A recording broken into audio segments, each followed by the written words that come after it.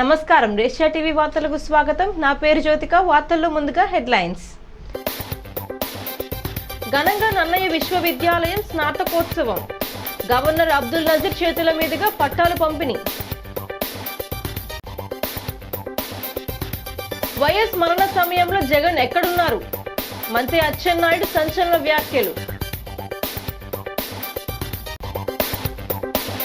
వెంకటేశ్వర్ నగర్ కు శాశ్వత నీటి పరిష్కారం. 2.90 కోట్ల రూపాయలు ఓవర్ హెడ్ ట్యాంక్ ప్రారంభం. జిల్లాలో సోలార్ మోడల్ విలేజ్ గా మలకపల్లి ఎంపిక. Collector Keerthi Chekuri MLA Muppidi Venkateswararao. రైతు సంక్షేమమే కూటమి ప్రభుత్వ ధ్యేయం. Rajamahendravaram rural MLA Gorantla. ఇక డీటెయిల్స్ చూస్తే, రాజానగరం ఆదికవి నన్నయ్య యూనివర్సిటీ 16వ 17వ స్నాతకోత్సవాలు ఘనంగా ప్రారంభమయ్యాయి. ఈ కార్యక్రమానికి ముఖ్య అతిథిగా హాజరైన రాష్ట్ర గవర్నర్ అబ్దుల్ నజీర్ కు గైడ్ ఇంజనీరింగ్ కాలేజ్ హెలీప్యాడ్ వద్ద జిల్లా అధికార యంత్రాంగం ఘనంగా స్వాగతం పలికారు. శుక్రవారం ఉదయం 11 గంటల ప్రాంతంలో హెలీప్యాడ్ కు చేరుకున్న గవర్నర్ కు జిల్లా collector Keerthi Chekuri, SP D Narasimha Kishore, JC Y Meghaswaroop, MLC Somu Veerraju, ఎమ్మెల్యేలు Bathula Balaramakrishna, Gorantla Butchaiah Chowdary, RUDA chairman Boddu Venkataramana Chowdary, GJU chancellor KVV Satyanarayanaraju, Nannayya registrar professor KV Swamy తదితరులు స్వాగతం పలికారు. అక్కడి నుంచి నన్నయ్య యూనివర్సిటీకి చేరుకున్న గవర్నర్ అబ్దుల్ నజీర్ కు వీసీ ఆచార్య ఎస్ ప్రసన్నశ్రీ, ముఖ్య అతిథి professor Mahendra P Lama, APSC HE chairman professor Kotha Madhumurthy తదితరులు వేదిక వద్దకు తోడ్కొని వెళ్లారు. University chancellor governor S Abdul Nazeer చేతుల మీదుగా పీహెచ్డీ గోల్డ్ మెడల్స్ పట్టాల ప్రదానం చేశారు. ఈ సందర్భంగా గవర్నర్ మాట్లాడుతూ, నేటి సమాజంలో విద్యార్థులు విద్యతో పాటు ఉన్నత విలువలు కూడా నేర్చుకుని యూనివర్సిటీల నుంచి బయటికి వెళ్లాలని సూచించారు. సమాజ అభివృద్ధిలో వారి పాత్రను పోషించే విధంగా అధ్యాపకులు విద్యార్థులను తీర్చిదిద్ది యూనివర్సిటీ నుంచి పౌర సమాజానికి వెళ్లేలా తీర్చిదిద్దాలని సూచించారు. ఆదికవి నన్నయ్య విశ్వవిద్యాలయం భవిష్యత్తు రోజుల్లో మరింతగా అభివృద్ధి చేసేందుకు అవసరమైన సహాయ సహకారాలు అందిస్తామని భరోసా ఇచ్చారు.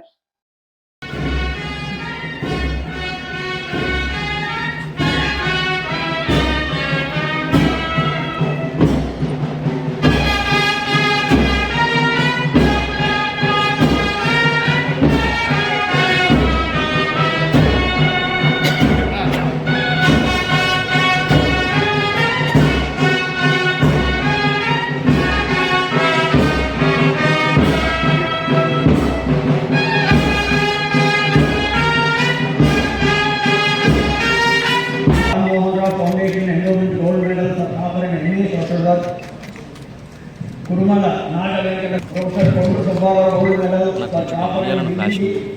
మామిడి Alekhya university college of education,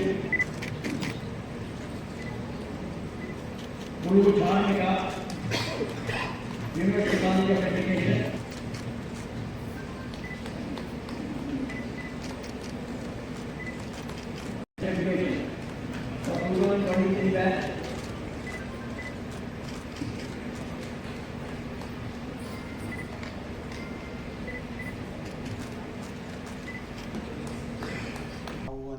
దివంగత సీఎం వైఎస్ రాజశేఖర్ రెడ్డి చనిపోయిన సమయంలో జగన్ ఎక్కడున్నారో చెప్పాలని ఏపీ వ్యవసాయ శాఖ మంత్రి కింజరాపు అచ్చెన్నాయుడు డిమాండ్ చేశారు. అమరావతిలో సచివాలయంలో మంత్రి అచ్చెన్నాయుడు మీడియా సమావేశంలో మాట్లాడారు. ఓవైపు వైఎస్ ఆచూకీ తెలియక అందరూ ఆందోళన చెందుతుంటే సీఎం పదవి కోసం పాకులాడతారా అని ప్రశ్నించారు. ఏం జరిగిందో నిర్ధారణ కాకముందే సీఎం పదవి కోసం సంతకాల సేకరణ చేస్తారా అని విమర్శించారు.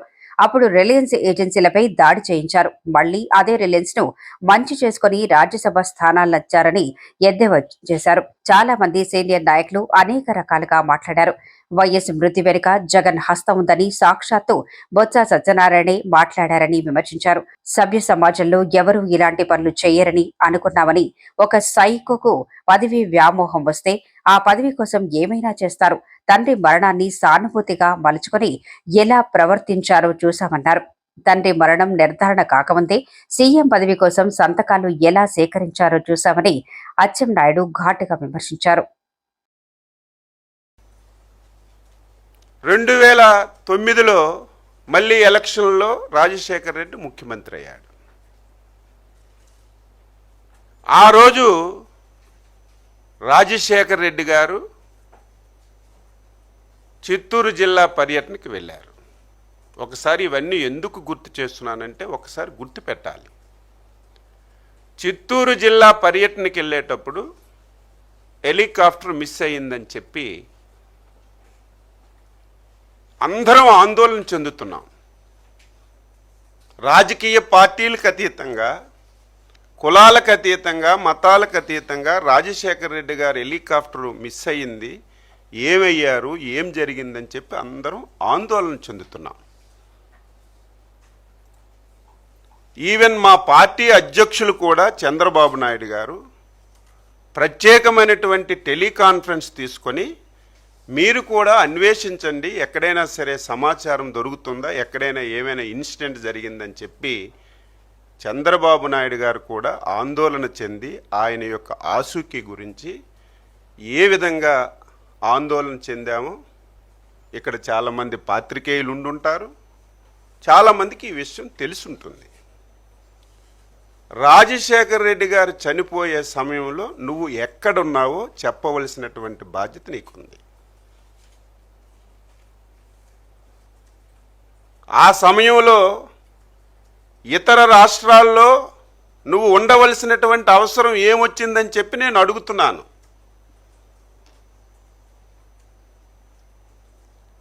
ఆ సమయంలో పోలవరం టెండర్లు చనిపోయిన రోజునే 100 కోట్ల రూపాయలు టెండర్లు ఆన్లైన్లోకి ఎక్కించి టెండర్లు పిలిచినటువంటి పరిస్థితికి ఆన్సరు నువ్వు చెప్పవలసినటువంటి అవసరం ఉంది.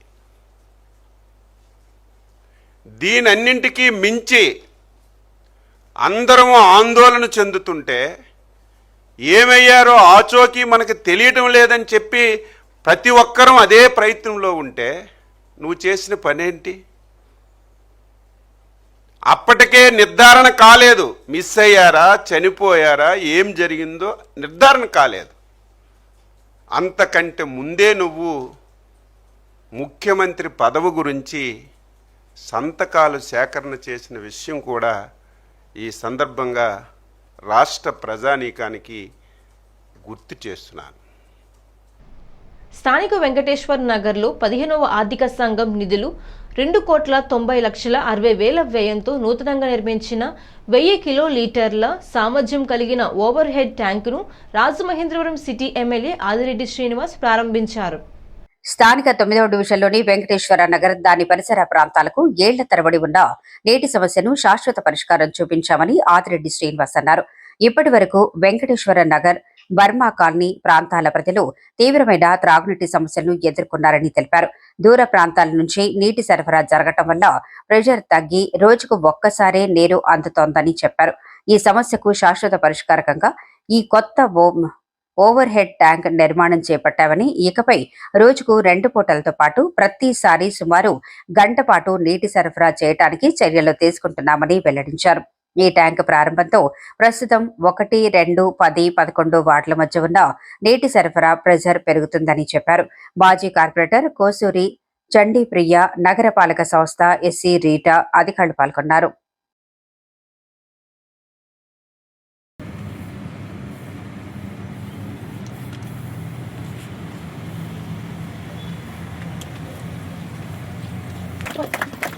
మేడం గారు ముందుకు రండి. ఎమ్మెల్యే ఆదిరెడ్డి శ్రీనివాస్ గారి నాయకత్వం, ఎమ్మెల్యే ఆదిరెడ్డి శ్రీనివాస్ గారి నాయకత్వం. జై ఆదిరెడ్డి. ముందు పెట్టుకోండి. ఓకే, ఆవిడ కూడా ఇచ్చిన మేడం నీళ్ళు ఇచ్చిన ఆవిడగా ఆవిడ పట్టుకోవచ్చు. వార్డులో వెంకటేశ్వర నగర్ ఏదైతే 15th ఫైనాన్స్ కమిషన్ ద్వారా నిర్మించుకోబడిన ఓవర్ హెడ్ ట్యాంక్ 1000 KL అంటే సుమారు 10 లక్షల లీటర్ల సామర్థ్యం కలిగిన ఓవర్ హెడ్ ట్యాంక్ని ఈ రోజున అధికారికంగా ప్రారంభించుకోవడం జరిగింది. ఇప్పటి వరకు ఈ ప్రాంతం ఏదైతే ఉందో వెంకటేశ్వర నగర్ కానీ, బర్మా కాలనీ కానీ నీటి కోసం తీవ్రమైన ఇబ్బందులు ఎదుర్కొన్నారు. వారికి నీరు ఎక్కడి నుంచి వచ్చేది? గెయిల్ ఆఫీస్ దగ్గర ఒకటి, బత్తన్ నగర్ ఒకటి, ఇంకోటి ఆర్టీసీ కాలనీ దగ్గర ఉన్న ఓవర్ హెడ్ ట్యాంక్స్ నుంచి ఇక్కడికి నీరు వచ్చేది. దూరం ప్రాంతం పెరగడం వల్ల నీరు ఇక్కడికి సరఫరా అయ్యే సమయానికి ప్రెషర్ తగ్గడం, రోజుకు ఒక పూటే రావడం, ఆ పూట కూడా అంతంతగా రావడం జరిగింది. దాన్ని పరిష్కరించడానికి అనేక విధాలుగా ప్రెషర్ పెంచడానికి ప్రయత్నాలు చేశాం, అనేక కార్యక్రమాలు చేశాం, కానీ శాశ్వత పరిష్కారం చూపించలేకపోయాం. ఈరోజు కూటమి ప్రభుత్వం వచ్చింది, అధికారికంగా చెప్తా ఉన్నాం. వెంకటేశ్వర నగర్ కానీ, లేకపోతే బర్మా కాలనీ కానీ, లేకపోతే దీని చుట్టుపక్కల ఉన్న ప్రాంతాలన్నిటికీ కూడా ఏ విధమైన ఇబ్బంది కలగకుండా రోజుకి 2 పూట్ల సుమారు 1 గంట సేపు పూటకి వచ్చే విధంగా కూటమి ప్రభుత్వం వారికి శాశ్వత పరిష్కారం చూపించిందని చెప్తా ఉన్నాం. కొవ్వూరు నియోజకవర్గంలోని మలకపల్లి గ్రామం సోలార్ మోడల్ విలేజ్గా ఎంపిక కావడం జిల్లాకు గర్వకారణమని కలెక్టర్ కీర్తి చేకూరి తెలిపారు. కేంద్ర ప్రభుత్వం నుంచి ₹1 కోటి ప్రత్యేక గ్రాంట్ మంజూరు కావడం ద్వారా గ్రామ అభివృద్ధికి మరింత ఊతం లభిస్తుందని పేర్కొన్నారు. మల్కపల్లి గ్రామంలో నిర్వహించిన ప్రధానమంత్రి SC/ST సూర్యాగర్ యోజన ఉత్సవంలో కలెక్టర్ కీర్తి చేకూరి ముఖ్య అతిథిగా పాల్గొన్నారు. అనంతరం 2 గృహాలను ఏర్పాటు చేసిన సోలార్ యూనిట్లను ప్రారంభించారు. కీర్తి చేకూరి మాట్లాడుతూ గ్రామంలోని 68 గృహాలపై సోలార్ పవర్ యూనిట్లు ఏర్పాటు చేయడం వల్ల జిల్లాలో తొలి సోలార్ గ్రామంగా గుర్తింపు పొందిందన్నారు. గ్రామానికి వచ్చిన గ్రాంట్తో PHC పాఠశాలలు, వీధి దీపాలు, త్రాగునీటి పంపింగ్ వంటి అవసరాలకు సోలార్ విద్యుత్ అందించే మౌలిక వసతులు ఏర్పాటు చేయనున్నట్లు వెల్లడించారు. దీనివల్ల భవిష్యత్తులో విద్యుత్ ఖర్చు గణనీయంగా తగ్గి ఆ నిధులతో మరిన్ని అభివృద్ధి పనులు చేపట్టే అవకాశం ఉంటుందన్నారు. ముప్పిడి వెంకటేశ్వరరావు మాట్లాడుతూ కొవ్వూరు నియోజకవర్గంలో ఇప్పటికే 4704 మంది దరఖాస్తు చేసుకున్నారని, దశల వారీగా యూనిట్లు ఏర్పాటు చేస్తామని తెలిపారు. ట్రాన్స్కో ACEK తిలక్ కుమార్, ఇన్ఛార్జ్ తహసీల్దార్ డి దుర్గా ప్రసాద్, ఎంపీటీఓ చక్రపాణిరెడ్డి, రుచిత, జొన్నలగడ్డ, సుబ్బారాయ చౌదరి తదితరులు పాల్గొన్నారు. మోడల్ సోలార్ విలేజ్ గా అయింది. సో దానివల్ల మనకి ₹1 కోటి అర్హత మనకి గ్రామానికి వచ్చింది. సో ఈ గ్రామంలో మనం చూస్తే 68 మంది మనకి ఇనీషియల్ గా సబ్సిడీ తీసుకుని రూఫ్ టాప్ సోలార్ పెట్టుకోవడం జరిగింది. సో ఇప్పుడు దానివల్ల మనకు వచ్చిన మోడల్ సోలార్ విలేజ్ అవ్వడం, దానివల్ల మనకు వచ్చిన ₹1 కోటి వల్ల మనము PHCకి, తర్వాత ఇక్కడ స్ట్రీట్ లైట్స్కి, సచివాలయాలకి, స్కూల్ బిల్డింగ్స్కి, తర్వాత డ్రింకింగ్ వాటర్ పంపింగ్కి, ఈ అన్నిటికీ కూడా మనకి నెల అయ్యే కరెంట్ యూనిట్స్, ఆ కరెంట్ యూనిట్స్ అన్నీ కూడా ఈ ₹1 కోటి దీంట్లో కవర్ అయ్యేటట్టుగా ప్లాన్ చేసి ఫర్దర్గా పంచాయతీ కానీ, స్కూల్ కానీ, హాస్పిటల్ దేని మీద కూడా కరెంటు బిల్ రాకుండా చేయడం జరుగుతుంది. దీనివల్ల వచ్చిన సేవింగ్ అనేది మనము వేరే PHC అయితే మందులకు కానీ, లేదంటే మన పంచాయతీలో మన కరెంటు బిల్ మీద సేవ్ అయింది మన మౌలిక సదుపాయాలు కానీ ఇలా వాడుకోవడానికి మనకి ఉపయోగపడుతుంది. సో ఈ గ్రామం చాలా ముందస్తు. సోదరులు కానీ ఇతర వర్గానికి సంబంధించినటువంటి వాళ్ళు ఎవరైనా కానీ ఇంకా పెట్టుకున్నట్లయితే కనుక ఇవాళ మీకు ₹78,000 సబ్సిడీ ఇవాళ ప్రభుత్వం మీకు ఫ్రీగా ఇస్తుంది. దాన్ని మీరు తీసుకోవచ్చు. అంతేకాకుండా ఎడిషనల్ గా అయ్యేటువంటి ఖర్చును కూడా మీకు బ్యాంకు లోన్ సదుపాయం కూడా కల్పిస్తుంది. సంబంధిత ఎలక్ట్రికల్ అధికారులు, ఏఈలు కానీ, మీకు ఉన్నటువంటి DE గారు కానీ, లైన్ మెన్స్ కానీ, లేకపోతే ఎవరైతే ఉన్నారో సంబంధిత లైన్ మెన్స్ అందరూ కూడా మీకు చెప్తారు. మీరందరూ కూడా కావాల్సిన వాళ్ళందరూ కూడా పెట్టుకున్నట్లయితే కనుక SC/STలకు అయితే ఉచితంగా ఇస్తున్నారు. BCలకి, ఇతర వర్ణాలకు, ఇతర క్యాస్ట్లకు అయితే కనుక ₹78,000 సబ్సిడీ ఇస్తున్నారు. బ్యాంక్ లోన్ సదుపాయం కూడా మీకు కల్పిస్తా ఉన్న పరిస్థితి ఉంది. కాబట్టి ప్రతి ఒక్కరు కూడా దాన్ని వాడుకోవాలి. దానితో పాటు ఇవాళ మన గ్రామానికి గతంలో కూడా గౌరవ ముఖ్యమంత్రి చంద్రబాబు నాయుడు గారు కూడా వచ్చారు. గౌరవ ముఖ్యమంత్రి చంద్రబాబు నాయుడు గారు రావటం ఈ గ్రామానికి కూడా కొంత ఇది. ఆ రోజు కూడా ఈ గ్రామంలో ఉన్నటువంటి పెన్షన్స్ మీద కానీ, మిగతా అంశాల మీద కూడా చర్చించడం కూడా జరిగింది. దాంతో పాటు నియోజకవర్గంలో పలు అభివృద్ధి సంక్షేమ కార్యక్రమాల గురించి కూడా మాట్లాడటం కూడా జరిగింది. తొర్రేడు గ్రామంలో సచివాలయం వద్ద ధాన్యం కొనుగోలు కేంద్రాన్ని ఎమ్మెల్యే గోరంట్ల బుచ్చయ్య చౌదరి ప్రారంభించారు. రైతు సంక్షేమమే కూటమి ప్రభుత్వ ధ్యేయంగా ముఖ్యమంత్రి నారా చంద్రబాబు నాయుడు, ఉప ముఖ్యమంత్రి పవన్ కళ్యాణ్ పనిచేస్తున్నారని గోరంట్ల పేర్కొన్నారు. ఎమ్మెల్యే గోరంట్ల మాట్లాడుతూ యుద్ధం ప్రభావంతో ప్రపంచవ్యాప్తంగా ఎగుమతులు ఆగిపోయాయని, అయినప్పటికీ కూడా రైతులను ఆదుకునే విధంగా ముఖ్యమంత్రి నారా చంద్రబాబు నాయుడు వారి సారథ్యంలో కూటమి ప్రభుత్వ కృషితో కేంద్రం నిర్ణయించిన మంచి మద్దతు ధరతో రైతుల వద్ద నుండి ధాన్యం కొనుగోలు చేస్తున్నామని తెలిపారు. కూటమి ప్రభుత్వం ఏర్పడిన తర్వాత రైతులకు బడ్జెట్ కేటాయింపులో కూడా పెద్దపీట వేసిందని, రైతు వద్ద నుండి ధాన్యాన్ని మిల్లుకు చేర్చిన 48 గంటల్లోపు సొమ్ములు రైతుల ఖాతాల్లోకి చేరుతున్నాయని తెలిపారు. జిల్లా సహకార అధికారి ముళ్లపూడి వెంకటరమణ, వ్యవసాయ సహాయ సంచాలకులు K Surya Ramesh, tehsildar Srinivas, Kurukuri Kishore, Kothapalli Satyanarayana, Dandamudi Bapineedu, society CEO Kodavali Satyanarayana, market committee director Gankina Jahnavi, Maddukuri Laxman, Sunkavalli Chinnari, Maddukuri Narasimha Rao, Dandamudi Raghubabu, పోలిన సూరిబాబు, గెడ సత్యనారాయణ, దాసరి గురుప్రసాద్, మొగలపు శ్రీనివాస్, పాలడుగుల గాంధీ తదితరులు పాల్గొన్నారు.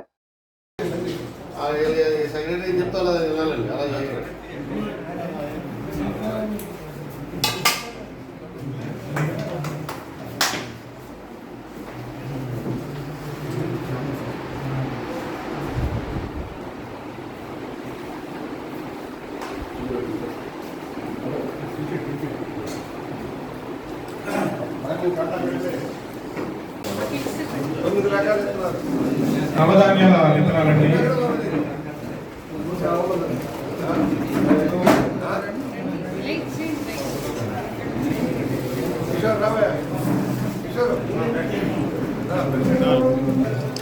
నాగేంద్ర ప్రసాద్ గారు, ఈ వర్షానికి ముందు మనం జరిపితే వర్షం తల్లి పొందుకోవడానికి పచ్చబట్ట కింద వినియోగించుకోవడానికి ఉపయోగపడుతుంది సార్. ఇది రానున్న రోజుల్లో ఎల్నినో ప్రభావం వల్ల వర్షాలు తగ్గే అవకాశం ఉంది కాబట్టి ఇవన్నీ కూడా ప్రభుత్వం ప్రోత్సహించడానికి. రబీలో 139 రైతులకి 1417 మెట్రిక్ టన్నులు 3,32,00,000 రూపాయలు మీ ఖాతాలో ఎక్కడ బాకీలు. అంతకుముందు వైఎస్ఆర్ ప్రభుత్వం ఉన్నప్పుడు మీరు చూసారు ఏ విధంగా ధాన్యం కొనలేదు, డబ్బులు ఇవ్వలేదు, రైస్ మిల్స్ కొనుక్కునే పరిస్థితులు. మళ్ళీ ఈ సంవత్సరం మన అంచనా ప్రకారం ఏంటంటే మన అధికారులు వేసిన అంచనా ప్రకారం రబీలో 3,508 మెట్రిక్ టన్నులు కొనాలని లక్ష్యంతో ముందుకెళ్తా ఉన్నాం. దాంట్లో ముఖ్యంగా మన తొర్రేడు దగ్గరికి 1,399 మెట్రిక్ టన్నులు కొనాలని నిర్ణయం ఆల్రెడీ వెళ్ళిపోయి ఉంటుంది చాలా వరకు మీ దగ్గర. ఎంత లిగుడు వస్తుందో తెలియదు. ఇక్కడ ప్రభుత్వం మొత్తదాన్ని పడుతుంది, ఆ సన్నదాన్ని పడాలి. అందువల్ల ఇప్పుడు అక్కడ ఉంది రాజుల మొత్తధాన్యం ఉంది పంటలు, మళ్ళీ ఉప్పలపేటలో సన్నధాన్యం ఉంది. సన్నధాన్యం కూడా ఇప్పుడు రాజుల్లో 1,536 మెట్రిక్ టన్నులు, ధవళేశ్వరంలో 873 టన్నులు, మరి 1,190 టన్నులు. మరి వెంటనే ధాన్యం డబ్బులిస్తాము. కొన్ని సమస్యలు ఎదురైనా కూడా ధాన్యం డబ్బులిస్తాము. సంచులు కూడా మ్యాక్సిమం ఇదివరకు సంచులు కూడా ఇచ్చేవాడు కదా, మీరు గమనించారు. గత ప్రభుత్వంలో సంచులు కూడా వచ్చాయి కదా. ఇవాళ ఎరువులు మొన్న పత్ర. మాజీ మంత్రి రోజా నోరు అదుపులో పెట్టుకోవాలని టీడీపీ ఎస్సీ సెల్ జిల్లా కార్యదర్శి కండవల్లి లక్ష్మి హెచ్చరించారు. CM Chandrababu, deputy CM Pawan Kalyan, మంత్రి నారా లోకేష్, మంత్రుల భార్యలను కించపరిచేలా మాట్లాడుతున్న రోజాను ఉపేక్షించేదే లేదని హెచ్చరించారు. రాజమండ్రిలో గురువారం సాయంత్రం కండవల్లి లక్ష్మి మీడియాతో మాట్లాడుతూ వైసీపీ పాలనలో రోజాతో సహా కొందరు మంత్రులు మహిళలను ఎలా దుర్భాషలాడారో ప్రజలందరికీ తెలుసన్నారు. హోంమంత్రి అనిత గురించి కూడా గతంలో తప్పుగా మాట్లాడారని గుర్తు చేశారు. అందుకే ప్రజలు వారందరినీ ఎన్నికల్లో చిత్తుగా ఓడించారని అన్నారు. కూటమి ప్రభుత్వం అధికారంలోకి వచ్చాక జరుగుతున్న అభివృద్ధిని చూసి ఓర్వలేక వైసీపీ నాయకులు అవాక్కులు చవాక్కులు పేలుతున్నారని మండిపడ్డారు. రోజా రాజకీయ జీవితం చంద్రబాబు పెట్టిన భిక్ష అని గుర్తు చేశారు.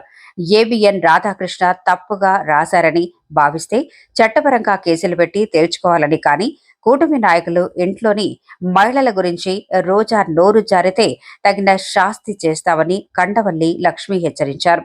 తమ నాయకుడు చంద్రబాబు నాయుడు తమకు క్రమశిక్షణ నేర్పించారని, అందుకనే ఆగుతున్నామని, లేదంటే తామంతా రోడ్డెక్కితే రోజా తట్టుకోలేదని అన్నారు.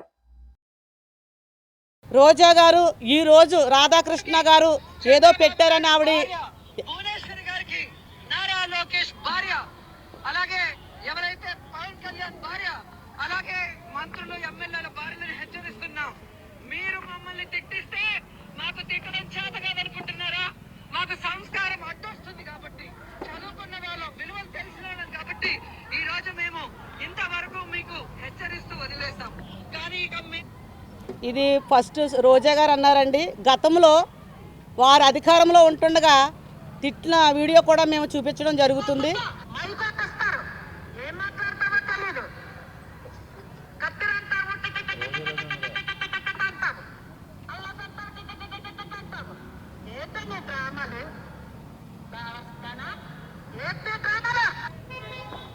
గతంలో వీళ్ళు అధికారంలో ఉన్నప్పుడు అండి ఆ మాటలు మాట్లాడడం జరిగింది. సభ్యత సంస్కారం ఉన్న మహిళలేనా మీరు మంత్రులుగా పనిచేశారు. మీ అధికార పార్టీలో ఉంటుండగా చాలా భయంకరమైన మాటలు కూడా మీరు మాట్లాడడం జరిగింది. ఈరోజు రోజా గారికి ఒక మాట నేను మీడియా మిత్రుల ద్వారా తెలియజేసేది ఏమిటంటే, రోజా గారు మీరు ఒక సాటి మహిళ అండి, అది తెలుసుకోండి.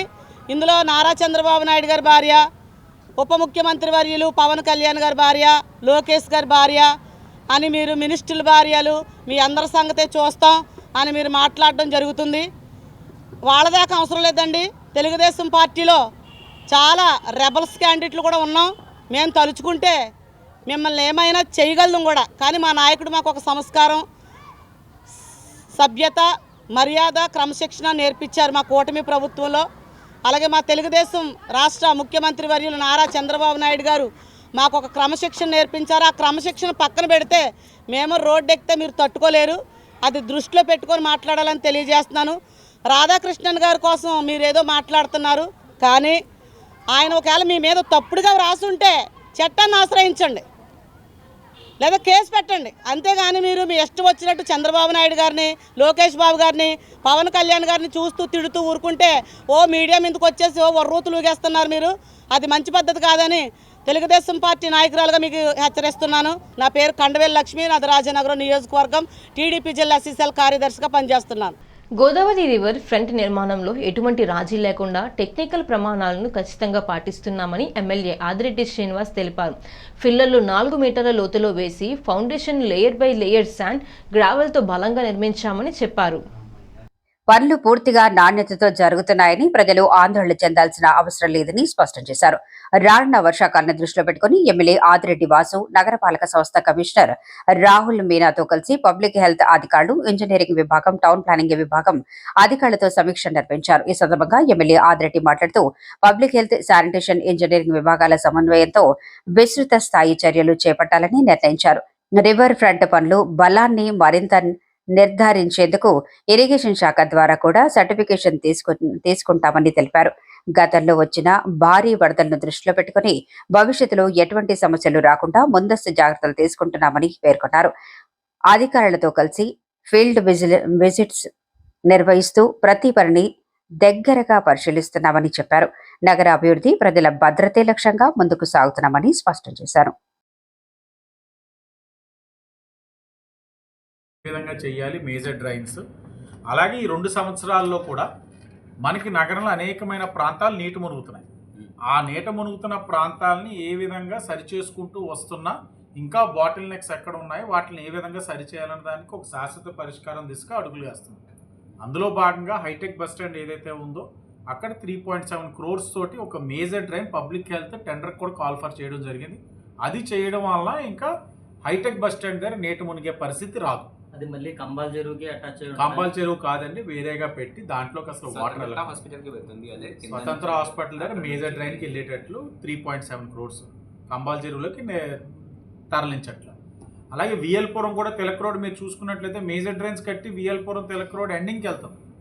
అక్కడ కూడా మనం మ్యాక్సిమం కవర్ చేసాం. అలాగే ఏదైతే ఆ డీమార్ట్ బ్యాక్ సైడ్ కూడా డ్రైన్ పెద్ద చేసుకొని ఆ వర్క్ పంపించాం. కానీ ఆ డౌన్ ఏదైతే విఎల్పురం గొయ్యి ఉందో ఆ గొయ్యిలోని చిన్న డ్రైన్స్ ఉండడం వల్ల ఈ వాటర్ కెపాసిటీని అది హ్యాండిల్ చేయలేకపోతుంది. అక్కడ ఆ డ్రైన్స్ పెంచే విధంగా అదొక నిర్ణయం తీసుకున్నాం. దాంతోపాటు దండి మార్చి దగ్గర కూడా ఒక చిన్న స్ట్రెచ్ ఒక 45 meters కొద్దిగా అది కూడా పైన కోరుకొండ రోడ్ నుంచి వస్తున్న ఫ్లోని హ్యాండిల్ చేయడానికి ఇబ్బంది ఉంది. అది కూడా ఒకటి తీసుకున్నాం నిర్ణయం, అది కూడా వర్క్ స్టార్ట్ చేయబోతున్నాం. అలాగే మోర్ డిపార్ట్మెంట్ స్టోర్ దగ్గర కూడా ఏదైతే మార్కెట్ యార్డ్ దగ్గర కూడా నీట మునుగుతూ ఉంది. దానికి సమస్య ఇప్పుడు ఆల్రెడీ మనం కలవట్ ఓపెన్ చేసి పని జరుగుతూ ఉంది. స్థానిక 5 బళ్ల మార్కెట్ వద్ద ఐఎఫ్టియు నగర కమిటీ ఆధ్వర్యంలో భగత్ సింగ్ బొమ్మ వద్ద ప్రతిజ్ఞ దినం పాటిస్తూ జరిగిన సభలో ముందుగా భగత్ సింగ్ విగ్రహానికి ఉమ్మడి తూర్పుగోదావరి జిల్లా అధ్యక్షులు కోరాడ అప్పారావు పూలమాలలు వేసి నివాళులర్పించారు. అనంతరం ఉమ్మడి తూర్పుగోదావరి జిల్లా అధ్యక్షులు ఏవి రమణ, జిల్లా నాయకులు కేజోజీ మాట్లాడుతూ త్యాగపూరిత విరోచిత స్వాతంత్ర పోరాటంలో ఏప్రిల్ 8వ తేదీ ఒక చిరస్మరణీయమైన రోజు అన్నారు. నేడు విదేశీ, స్వదేశీ కార్పొరేట్లు, బడా పెట్టుబడిదారులకు ప్రయోజనాలు నెరవేర్చడానికి కార్మిక హక్కులు కాలరాయటానికి 4 లేబర్ కోడ్స్ చట్టాలుగా తీసుకొచ్చారని దుమ్మెత్తారు. కార్మిక వ్యతిరేక 4 లేబర్ కోడ్స్ చట్టాలను రద్దు చేసే వరకు పోరాటాన్ని అవిశ్రాంతంగా కొనసాగిస్తామని జాతీయ కమిటీ పిలుపు మేరకు కార్మికులందరూ సమిష్టిగా ప్రతిజ్ఞ చేయాలని పిలుపునిచ్చారు. నగర నాయకులు ఎన్ దుర్గారావు, సిహెచ్ సతీష్, ఎం రాజు, శేషు, భద్రం, ఈశ్వర్రావు, భవన నిర్మాణ కార్మికులు పాల్గొన్నారు.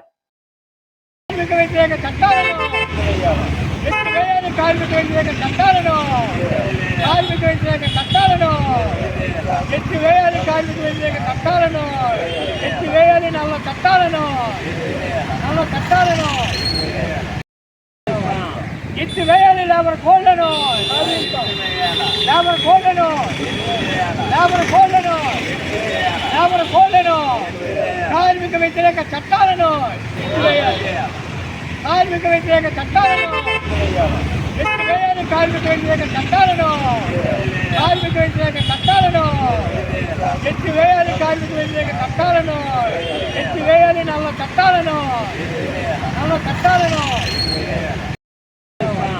ఎత్తివేయాలి, లేబర్ కోడ్లను, లేబర్ కోడ్లను, లేబర్ కోడ్లను, లేబర్ కోడ్లను, కార్మిక వ్యతిరేక చట్టాలను ఎత్తివేయాలి, కార్మిక వ్యతిరేక చట్టాలను ఎత్తివేయాలి, కార్మిక వ్యతిరేక చట్టాలను, కార్మిక వ్యతిరేక చట్టాలను ఎత్తివేయాలి, కార్మిక వ్యతిరేక చట్టాలను ఎత్తివేయాలి, నల్ల చట్టాలను, నల్ల చట్టాలను